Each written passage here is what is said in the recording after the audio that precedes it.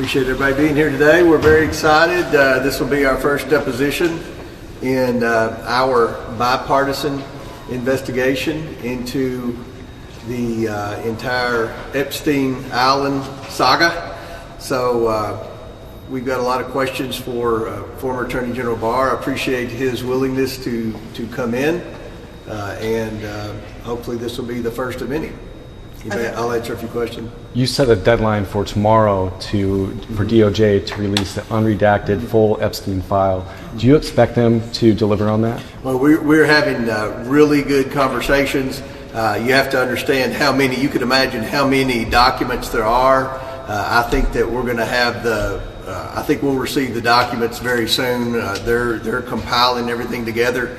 I think we're working together in a good faith effort, and everything's coming along. I expect to receive the documents very, very soon. Is that their explanation, though, that there's just so many documents that they can't meet your deadline? Well, we always get that explanation in every investigation we've done in the 2.5 years I've been here. But I think that I'm confident we're going to get the documents. Are there other topics you're hoping to ask him about as well, or just Epstein and Maxwell? Well, the subpoena was just for Epstein. There are some other things that I'm curious about, so we'll see how it goes. But obviously the purpose of this deposition is on Epstein. And when we learn more, I'll be happy to come out and answer some questions. Thank you all for being here. The Trump administration began handing over documents related to Jeffrey Epstein's case to the House Oversight Committee on Friday, a spokesperson for the panel said.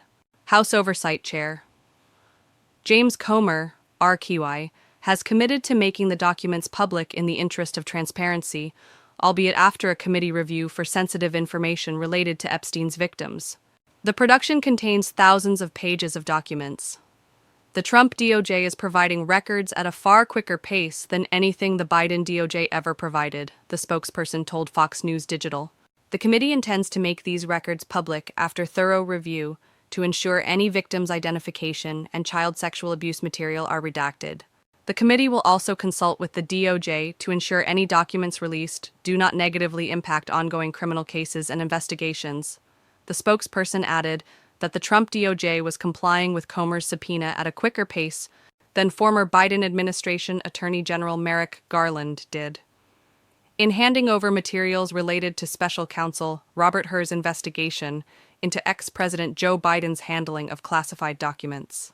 House investigators originally requested the Department of Justice, DOJ, produce a tranche of files pertaining to the late pedophile and his accomplice, Ghislaine Maxwell, by 12 p.m. on Tuesday, August 19th. It's part of a wider bipartisan investigation into the handling of Epstein's case, which has also reached several former attorneys general, FBI directors, and former first couple Bill and Hillary Clinton. Comer announced Monday afternoon that he would delay the deadline until Friday in light of the DOJ's cooperation. Officials with the Department of Justice have informed us that the department will begin to provide Epstein-related records to the Oversight Committee this week on Friday.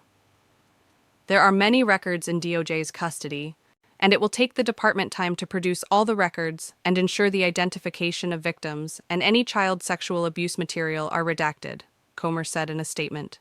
I appreciate the Trump administration's commitment to transparency and efforts to provide the American people with information about this matter.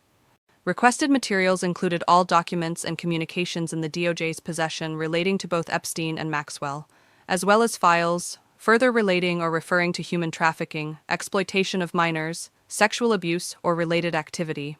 Documents relating specifically to the DOJ's prosecutions of Epstein and Maxwell, Epstein's 2007 non-prosecution agreement with federal prosecutors in Florida, and any materials related to Epstein's death were requested. The House Oversight Committee asked for the documents to be largely unredacted, according to a subpoena obtained by Fox News Digital, except for redactions to protect the personally identifiable information of victims for any child sex abuse material as defined by the Department of Justice Manual, and any other redactions required by law. The deadline comes a day after former Attorney General Bill Barr was deposed by the House Oversight Committee behind closed doors. Barr was the first person scheduled to appear in the committee's probe under subpoena. The Clintons both have separate deposition dates scheduled for October. Comer was directed to send the flurry of subpoenas after a House Oversight Committee subcommittee panel voted in favor of them during an unrelated hearing in July. Renewed furor over Epstein's case engulfed Capitol Hill after intra-GOP fallout over the Trump administration's handling of the matter. The DOJ effectively declared the case closed after an exhaustive review, revealing Epstein had no client list, did not blackmail prominent individuals, and confirmed he did die by suicide in a New York City jail while awaiting prosecution. In response to the backlash by some on the right, Trump directed the DOJ to release grand jury testimony related to Epstein, a request that's been tied up in court since then, while Attorney General Pam Bondi had her deputy, Todd Blanche, interview Maxwell in person to uncover any possible new information. Comer also subpoenaed Maxwell, but agreed to defer her scheduled deposition until after the Supreme Court heard her appeal to overturn her conviction.